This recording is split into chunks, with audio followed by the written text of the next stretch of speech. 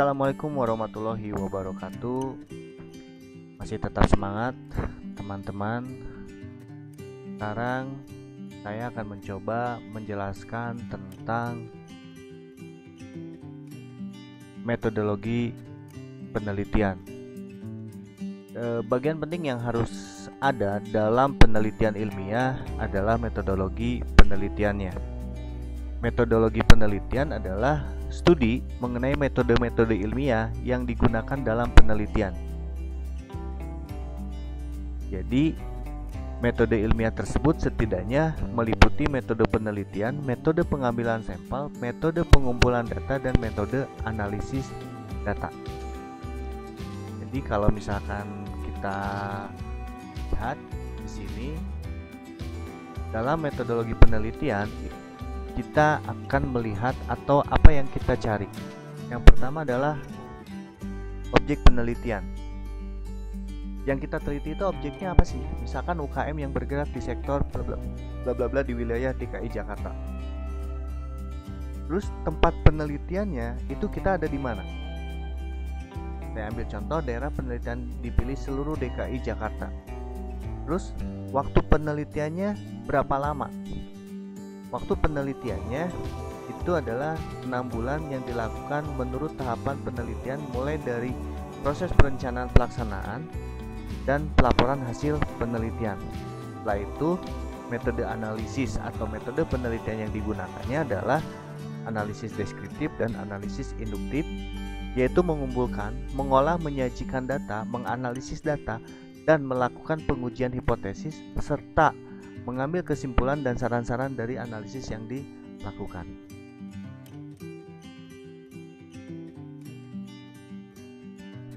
Jadi seperti itu. Jadi tempat, waktu, dan metodologi penelitian.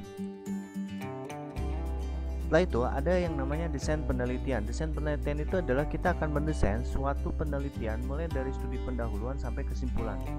Jadi kalau kita lihat di sini ada studi pendahuluan yang sudah pernah kita bahas. Dari studi pendahuluan atau fenomena di latar belakang lah ya, kita akan melihat mengidentifikasi rumusan masalah sehingga akan menjadi yang namanya kerangka pemikiran dan jadikanlah hipotesis.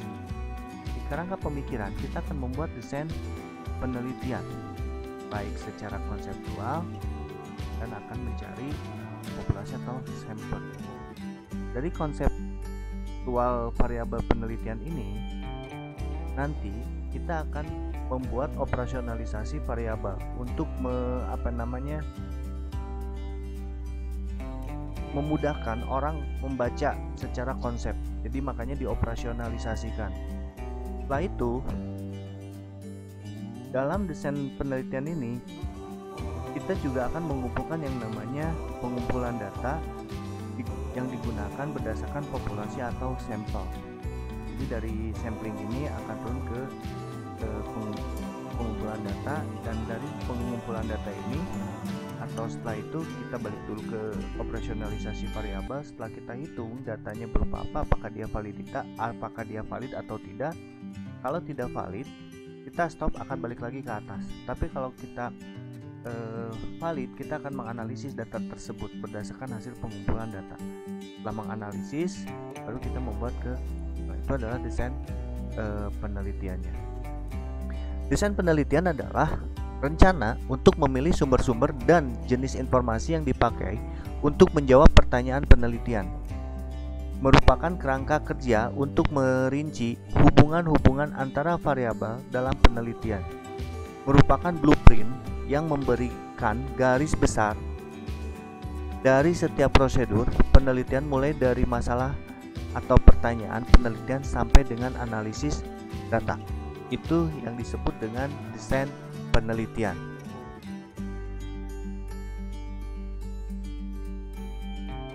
Desain penelitian meliputi tujuan studi atau penelitian, tipe hubungan antar variabel, lingkungan atau setting penelitian dan pengendalian terhadap variabel, unit analisis, dimensi waktu, pengukuran konstruk dan sampel, dan metode pengumpulan data. Bagian sudah kita pelajari. Dan tujuan studi dari kita melakukan penelitian, yaitu adalah apakah studi itu bersifatnya eksplorasi, deskripsi, atau pengujian hipotesis. Itu adalah tujuan dari studinya. Studi eksplorasi dilakukan untuk memahami karakteristik fenomena yang diteliti, sebab belum banyak penelitian yang sejenis. Jadi kita mengeksplor. Studi ini dapat digunakan untuk menyusun konstruksi teori. Studi ini punya tujuan. Yang pertama adalah mendiagnosa perspektif alternatif dan menemukan ide baru. Itu adalah studi eksploratif. Jadi kalau studi eksploratif itu dia mengeksplor studi atau yang sudah ada, kita eksplor lagi apakah dia nantinya ujungnya adalah apakah kita bisa mendiagnosa bahwa A terhadap B, atau seleksi alternatif kebijakan dan yang lainnya, atau kita menemukan ide baru gitu. Kenapa sih terjadi corona? Kita teliti terus, nah itu mengeksplor terus. Metode pengumpulan data studi eksploratif dan jenis data yang pertama adalah observasi, wawancara, deep interview, dan jenis datanya adalah data kualitatif, itu adalah eksploratif. Studi deskriptif, penelitian terhadap fenomena atau populasi tertentu yang diperoleh peneliti dari subjek berupa individu, organisasi, industri, atau perspektif lain. Nah, tujuan studi deskriptif ini adalah menjelaskan aspek yang relevan dengan fenomena yang diamati. Datanya berupa data kualitatif maupun data kuantitatif. Sebutan lain dari studi ini adalah analisis diagnosis. Nah, biasanya, tapi tidak semuanya, biasanya tugas akhir mahasiswa untuk S1 kebanyakannya adalah studi deskriptif gitu. Karena kita menggunakan data kualitatif maupun data kuantitatif dan penelitian terhadap fenomena yang terjadi seperti sekarang seperti apa. Nah, kita teliti. Pengujian hipotesisnya yang dilakukan adalah tipe hubungannya bisa korelasional, bisa komparatif, atau sebab akibat. Ini biasanya tipe penelitian ini banyak pada penelitian akademis mahasiswa atau dosen. Nah, tipe hubungan antar variabelnya korelasional atau sebab akibat. Ini kemarin sudah kita jelaskan di materi sebelumnya. Lingkungan atau setting studi. Lingkungan natural yaitu lingkungan yang terjadi atau yang kejadiannya secara alamiah yang berlangsung secara normal. Sedangkan lingkungan artifisial atau buatan, lingkungan yang dibuat peneliti untuk keperluan penelitian eksperimen untuk menguji sebab akibat. Itu lingkungan atau settingan dari si studi. Selanjutnya adalah unit analisis. Unit analisis adalah tingkat agregasi data yang dianalisis dalam penelitian. Tingkat individual bisa diamati adalah pekerja secara individu. Kelompok bila perilaku pekerja dalam kelompok, organisasi bila penelitian pada perilaku yang bersifat organisasional, dan unit data yang dianalisis merupakan penjumlahan dari seluruh data individu yang menjadi anggota dalam organisasi. Itu adalah unit analisisnya. Bentuk lain dari unit analisis adalah misalkan untuk yang ngambil bidang keuangan itu adalah tingkat perusahaan, tingkat industri, atau tingkat negara biasanya ya, tapi tidak semuanya seperti itu, tapi ini kebanyakan orang seperti itu. Nah, ini adalah gambaran unit analisis. Jadi kalau misalkan pemasaran sama SDM, dia unit analisisnya adalah bisa individu, bisa kelompok, bisa organisasional. Tapi untuk yang keuangan dia bisa perusahaan, bisa industri, bisa negara. Tapi bidang manapun juga kita sebetulnya bisa unit analisisnya bisa yang mana aja pada dasarnya seperti, tapi kebanyakan orang menggunakan unit analisisnya seperti itu, individu, kelompok, atau organisasi. Kenapa? Karena orang yang SDM, misalkan SDM itu kebanyakannya adalah tentang persepsional, sehingga persepsional kebanyakannya ke sini seperti itu. Jadi hati-hati buat teman-teman yang ngambil skripsi, unit analisisnya yang mana. Ada dimensi waktu, ini ada studi satu tahap, ada studi cross section atau studi time series, dan studi beberapa tahap atau studi jangka panjang longitudinal.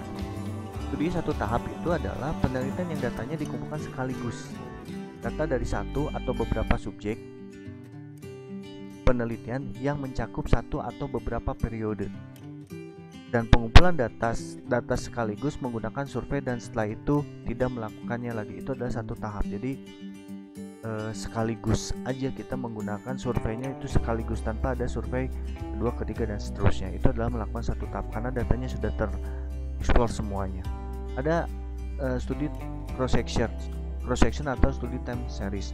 Studi cross section adalah tipe studi satu tahap yang datanya berupa subjek pada waktu tertentu.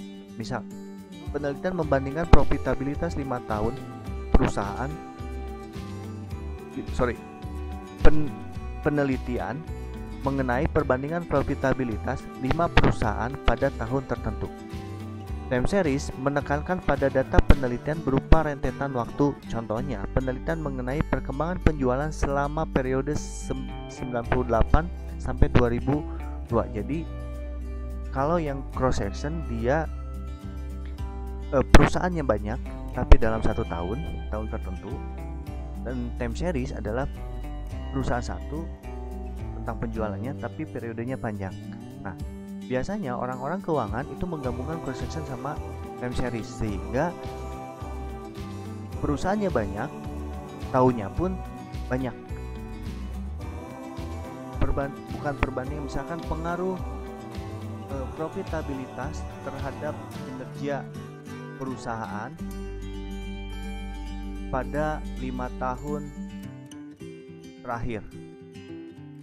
Perusahaan, studi kasus perusahaan yang terdaftar di BI dengan sektor manufaktur. Nah, berarti kan sektor manufaktur itu sangat banyak sekali sehingga nggak mungkin hanya satu yang diambil gitu.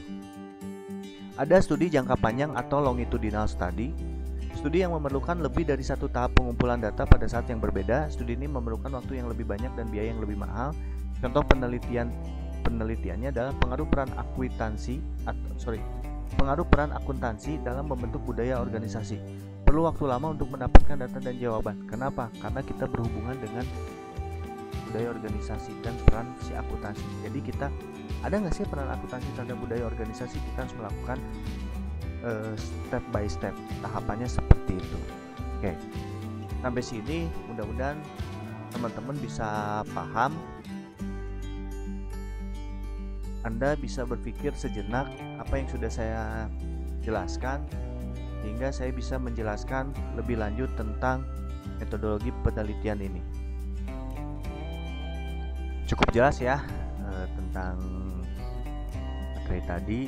Kita masuk sekarang ke metode pengukuran sikap, karena yang kita ukur, karena kita ilmu sosial, kebanyakan yang kita ukur adalah perilaku atau sikap. Komponen sikap dijelaskan melalui 3 dimensi: afektif, yang dinyatakan atau yang menyatakan refleksi perasaan atau emosi seseorang terhadap satu objek. Kognitif, menunjukkan kesadaran seseorang terhadap pengetahuan mengenai objek tertentu, dan komponen-komponen perilaku menggambarkan suatu keinginan, kecenderungan untuk bertindak. Ini mohon maaf banyak kesalahan dalam penulisan. Itu adalah metode pengukuran sikap. Ada beberapa skala pengukuran sikap. Yang pertama adalah skala sederhana, skala kategori, skala Likert, skala perbedaan semantis, skala numeris, dan skala grafis. Ini tidak akan dibahas seluruhnya. Yang mayoritas atau yang banyak digunakan saja yang akan saya jelaskan.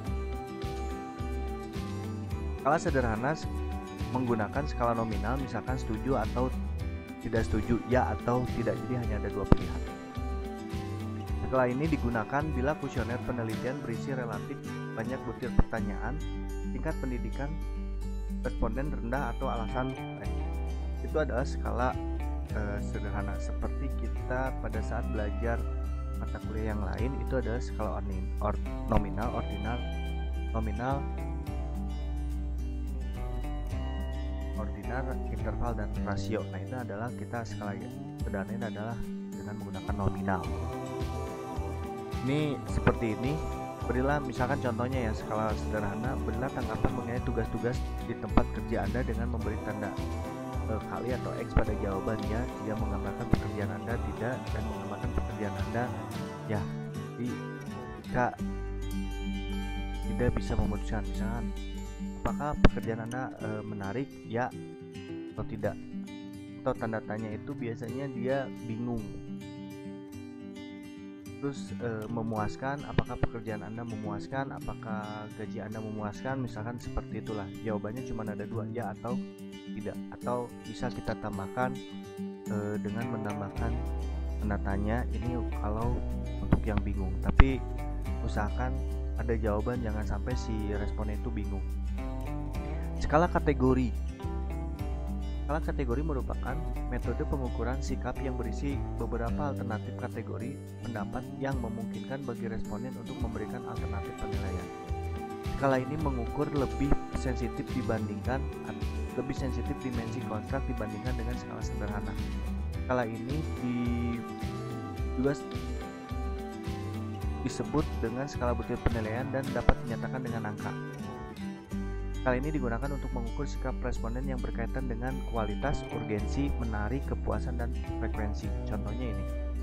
Menurut penilaian saudara, proses belajar mengajar di tempat saudara mengajar sangat bagus, sedang, jelek, atau sangat jelek. Ini yang biasa kita lakukan ya. Ini skala kategori. Bagaimana pendapat Anda memandang kontribusi Anda terhadap kualitas pendidikan di tempat Anda bekerja? Sangat penting, netral, kurang penting, atau tidak penting, dan seterusnya. Itu banyak banget yang. Terus ada yang skala Likert.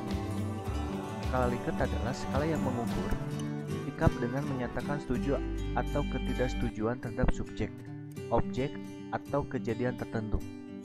Urutan untuk skala ini umumnya menggunakan 5 angka penilaian: sangat tidak setuju, setuju, netral. Netral itu ada di ragu-ragu ya. Terus tidak setuju dan sangat ini setuju, 4 itu setuju, dan 5 itu sangat setuju. Ini coret ya, saya coret. Urutan itu bisa dibalik, alternatif angkanya bisa bervariasi dari 3 sampai dengan 9. Itu skala Likert. Ini misalkan di tempat saya bekerja, keputusan strategis sering dibuat oleh individu daripada kelompok. Anda jawabannya sangat tidak setuju, atau sangat setuju, atau yang lain. Saja atau bisa dibuletin, bisa di checklist, pilihannya banyak. Skala perbedaan semantis merupakan metode pengukuran sikap dengan menggunakan skala penilaian 7 butir yang dinyatakan secara verbal, 2 kutub atau bipolar, penilaian yang sangat ekstrim. 2 kutub ini bisa berupa baik buruk, kuat lemah, modern kuno, dan sebagainya. Responden diberi ruang semantis untuk merefleksikan seberapa dekat sikap responden terhadap subjek, objek, atau kejadian tertentu di mana 2 kutub. Metode ini umumnya digunakan untuk penilaian merek dagang, produk, pekerjaan, dan lain-lain. Ambil contohnya gini. Berilah penilaian saudara terhadap produk baru untuk memberikan standar pada ruang yang tersedia. Misalkan bagaimana metode pembelajaran pada saat ini ketika terjadi COVID. Anda bisa menjawab positif, bisa menjawab negatif, atau bisa menjawab dari rentang ini. Ada semantik. Jadi Anda tidak perlu dikasih 1, 2, 3, 4, 5 gitu. Jadi Anda tinggal dikasih garis negatif dan positif. Seperti itu. Yang bersama nggak akan bahas semuanya. Nah, pemilihan data, sampel penelitian. Data, populasi, dan sampel.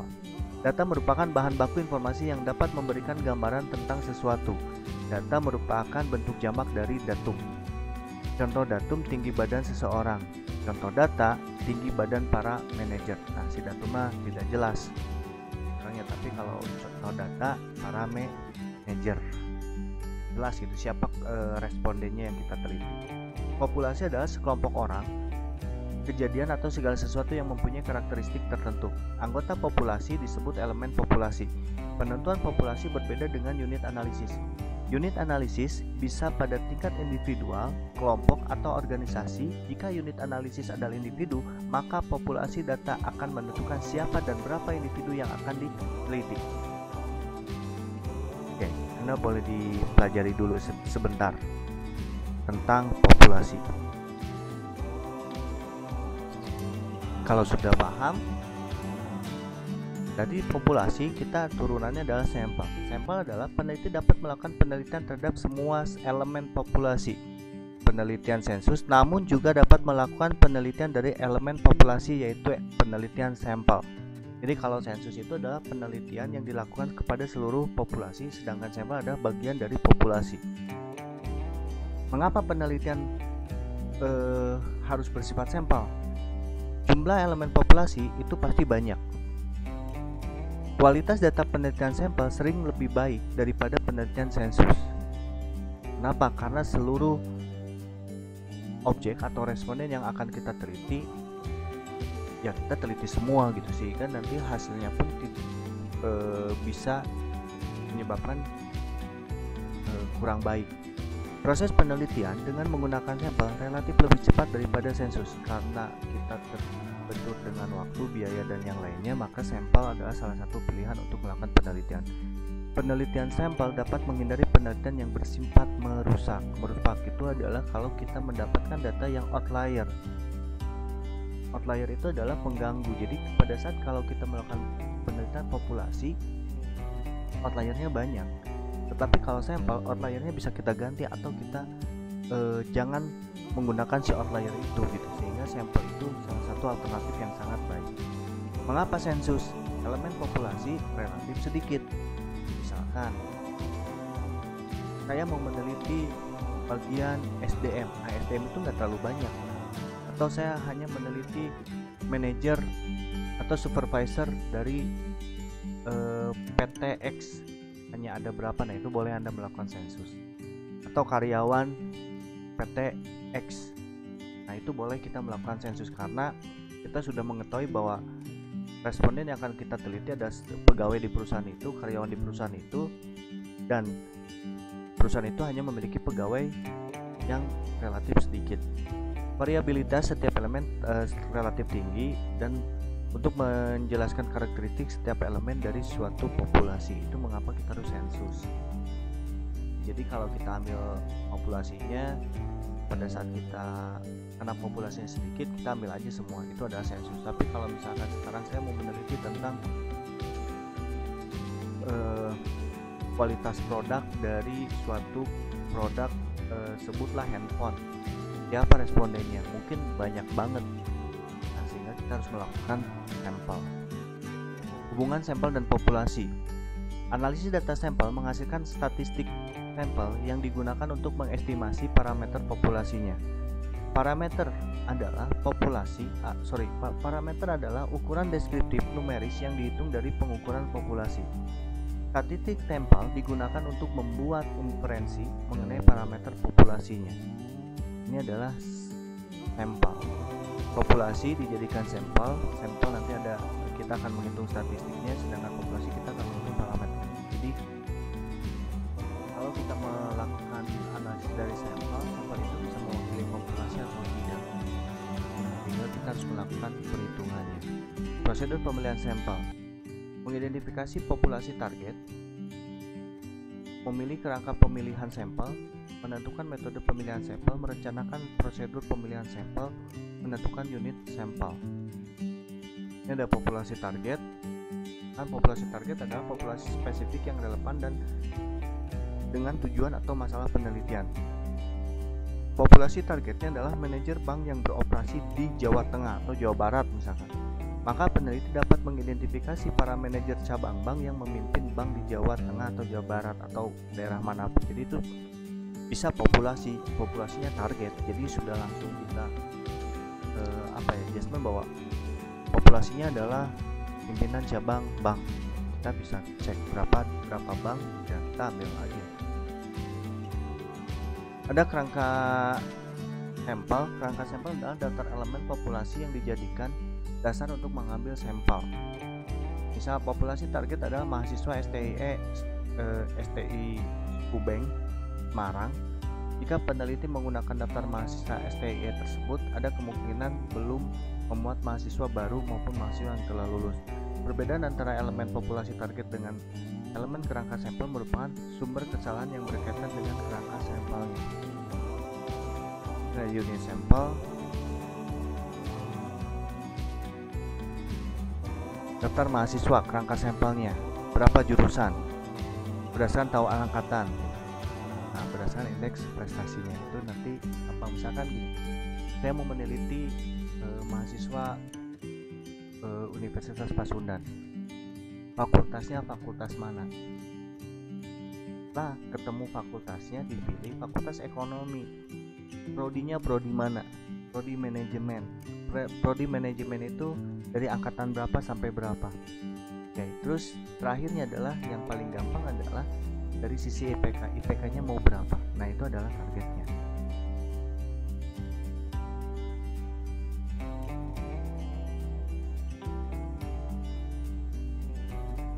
Penentuan ukuran sampel. Ukuran sampel sangat tergantung dari variasi populasinya. Semakin besar dispersi atau variasi populasi, maka semakin besar ukuran sampel yang diperlukan agar estimasi terhadap parameter dapat dilakukan dengan akurat dan memenuhi presisi. Ukuran sampel juga dipengaruhi oleh keyakinan penelitian atau peneliti dalam melakukan estimasi. Misalnya, manajer bank ingin mengestimasi penarikan saldo tabungan di bank yang kisaran jumlahnya kurang lebih 500.000 dengan tingkat keyakinan sebesar 95% dan standar deviasi rata-ratanya 3.500.000. Maka ukuran sampel yang harus diambil adalah Anda bisa mengukur ilustrasinya seperti ini. Langkah pertama adalah menghitung varian atau dispersi populasi dengan menggunakan rumus perhitungan rata-rata populasi. Mu sama dengan X bar kurang lebih K dikali dengan standar dari rata-ratanya.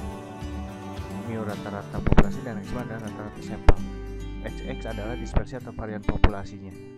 K adalah nilai tabel pada tingkat kepercayaannya.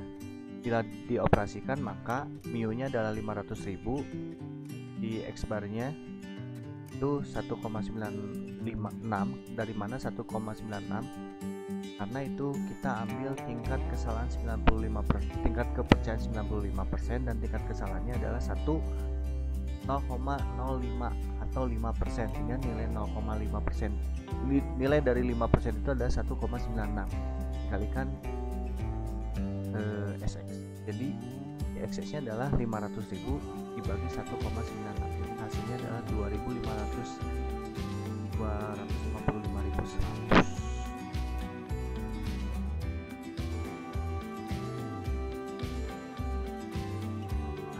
Besarnya ukuran sampel dengan rumus yang ini SX profit. Tanda deviasi rata-rata ukuran sampel adalah seperti ini, 255 3.500 di akar N-1. N nya itu adalah jumlah populasinya, jadi 187 N nya 87 orang. Bila populasi ternyata lebih kecil dari perhitungan ukuran sampel, maka perlu dikoreksi dan seterusnya. Ini adalah rumus-rumus nanti Anda pelajari. Metode pemilihan sampel. Metode pemilihan sampel itu sudah pernah kita bahas pada saat kita ngambil mata kuliah statistika. Jadi di situ ada bagaimana cara pemilihan sampel. Ada simple random sampling, ada semantic sampling, stratified random sampling, clusterless sampling, dan area sampling. Oke. Itu adalah tentang metodologi penelitian yang ada di bab 3. Nanti saya akan menjelaskan tentang bagaimana hipotesis dan alat analisis yang lain, mulai dari uji validitas, reliabilitas, operasionalisasi variabel, dan alat analisis yang akan digunakan untuk menjawab rumusan masalah. Untuk hari ini atau untuk saat ini, terima kasih. Wassalamualaikum warahmatullahi wabarakatuh.